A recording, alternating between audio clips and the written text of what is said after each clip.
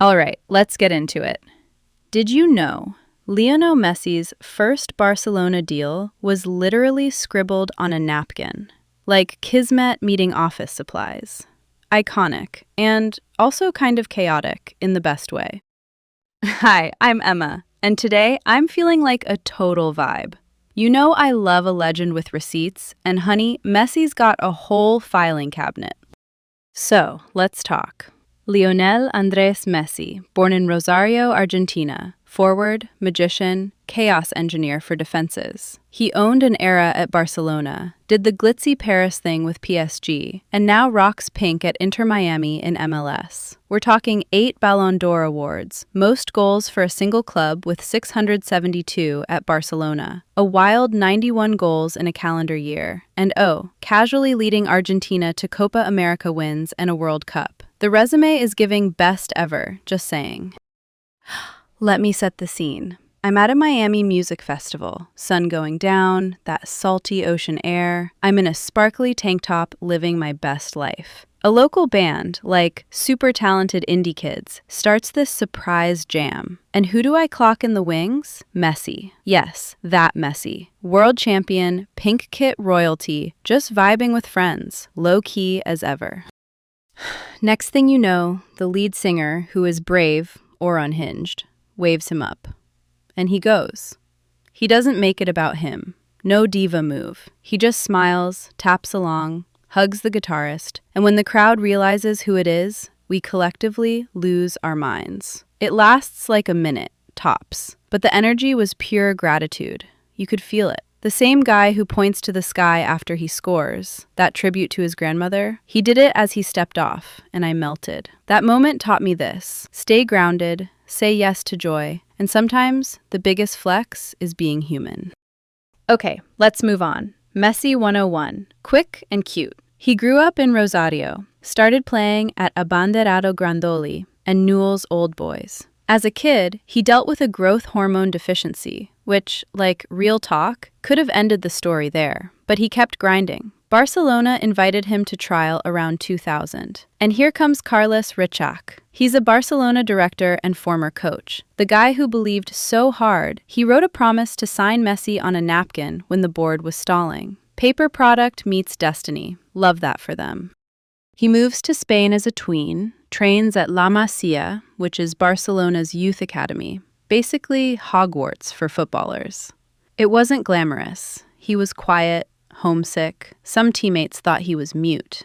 But skill talks. By the late 2000s, he's starting for the first team. And then Pep Guardiola happens. Quick intro. Pep is the Barcelona manager who treated tactics like art. He put Messi as a false nine, which means a forward who drops into midfield to mess with defenders. Result? Chaos for everyone else. Treble in 2009. That's League, main domestic cup, and Champions League in one season. Then another in 2015. Not a mistake, a pattern. We have to talk about Ronaldinho. He's the Brazilian legend and former Ballon d'Or winner who basically said, "Hey kid, you're family now." That big brother energy helped Messi fit in with world stars without losing himself. And honestly, mentorship goals. Also, quick glossary. Treble equals 3 top trophies in one season. File that under why opponents were crying in 2009 and 2015.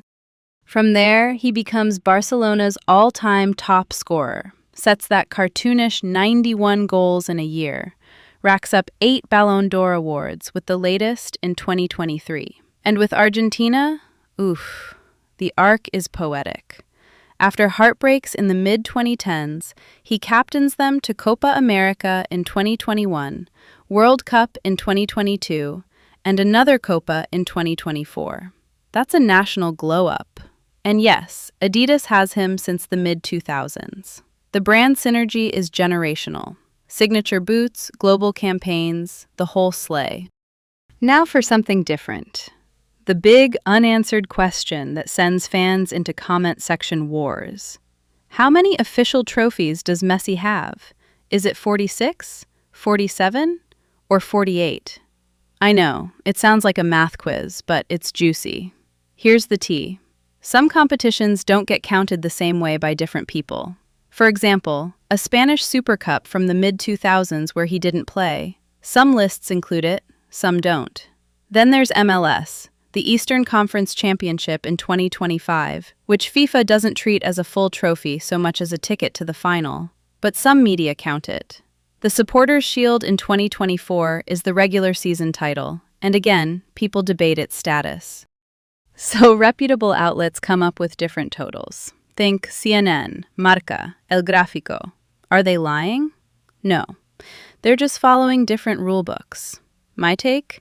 The exact number is cute for trivia night, but the legacy? That's the real headline.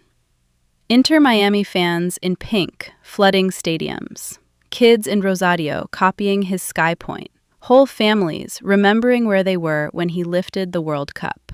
That's the trophy that lives rent-free. Okay, pause, because this next part is everything. The American chapter. In 2023, Time magazine, that's the big US news magazine, named him Athlete of the Year. Not just for goals, for impact. Inter Miami went from mid to must-see. Stadiums sold out, MLS trended, and suddenly your coworker who thought offside was a corporate policy is screaming at a 30-yard free kick. He wins league MVP back-to-back in 2024 and 2025. Then the club takes MLS Cup, and he receives the Presidential Medal of Freedom in 2025. That's the highest U.S. civilian honor. Rare for any athlete, let alone a footballer not born here. Cultural footprint stomped.